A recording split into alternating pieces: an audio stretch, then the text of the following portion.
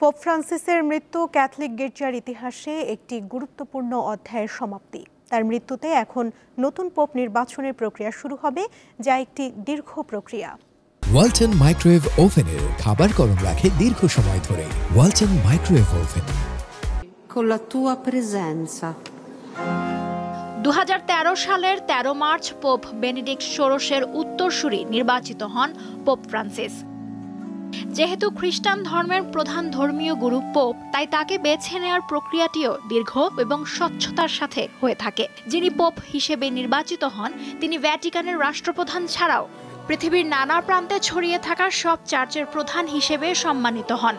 জেনে নেওয়া যাক পোপ নির্বাচনের বিশেষ প্রক্রিয়া সম্পর্কে। পোপ মারা গেলে ক্যাথলিক চার্চের কার্ডিনাল ক্যামেরেলেঙ্গোকে তা নিশ্চিত করতে হয়। কার্ডিনাল ক্যামেরেলেঙ্গো একটি পদ যার অবস্থান পোপের ঠিক পরে। একজন চিকিৎসক ক্যামেরেলেঙ্গোর সামনে পোপের পালস পরীক্ষা করে পোপকে মৃত ঘোষণা করেন। মৃত্যু নিশ্চিত করতে কার্ডিনাল ক্যামেরেলেঙ্গোকে পোপের নাম ধরে 3 বার ডাকতে হয় এবং সাড়া পাওয়ার অপেক্ষায় থাকতে হয়। মৃত ঘোষণার পর পোপের হাতের সোনার আংটি, আইডেন্টিফিকেশন রিং অব ফিশারম্যান, খুলে নেওয়া হয় এবং অন্যান্য জিনিসের সঙ্গে তা নষ্ট করা হয়। এর মানে হচ্ছে তার ক্ষমতাকালের সমাপ্তি। এটি পোপের ক্ষমতা শেষের একটি প্রতীকী প্রথা। এরপর পোপের বাসস্থানগুলো সিল করে দেওয়া হয়। ক্যামেরলেঙ্গো প্রথমে রোমবাসীকে পোপের মৃত্যুর খবর জানাবেন এবং তারপর বিবৃতি দিয়ে বিশ্ববাসীকে তা জানানো হবে। পোপের মৃত্যুর পর ক্যাথলিক চার্চে 9 দিনের শোক ঘোষণা করা হয়। সাধারণত মৃত্যুর 4র্থ থেকে 6ষ্ঠ দিনের মধ্যে পোপকে সমাহিত করা হয়। পোপের মৃত্যু এবং নতুন পোপ নির্বাচনের মাঝের সময়কালকে বলে সেডে ভ্যাকান্টে। লাতিন এই শব্দের অর্থ দ্য সিট ইজ ভ্যাকেন্ট বা আসনটি খালি। এই সময়ের মধ্যে মৃত পোপের অন্ত্যেষ্টিক্রিয়ার পাশাপাশি নতুন পোপ নির্বাচনও করা হয়। কনক্লেভে উপস্থিত থাকেন কার্ডিনাল ইলেক্টররা।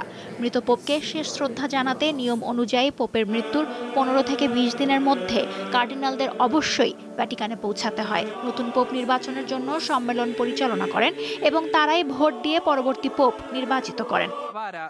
পোপ নির্বাচনের জন্য প্রায় 120 জন কার্ডিনাল ভোটদান প্রক্রিয়ায় অংশ নেন। যদিও বিশ্বব্যাপী কার্ডিনালের সংখ্যা প্রায় 195, তবে 80 বছরের বেশি বয়সী কার্ডিনালদের ভোট দেওয়ার অনুমতি নেই। নতুন পোপ নির্বাচিত করতে 2/3 সংখ্যাগরিষ্ঠতা প্রয়োজন। নির্ধারিত সংখ্যাগরিষ্ঠতা অর্জিত না হওয়া পর্যন্ত ভোট চলতে থাকে। 2/3 ভোট পেলে নির্বাচিত কার্ডিনালকে পোপ হওয়ার আহ্বান জানানো হয়। তিনি জয় স্বীকার করলে পরবর্তী পোপ হন।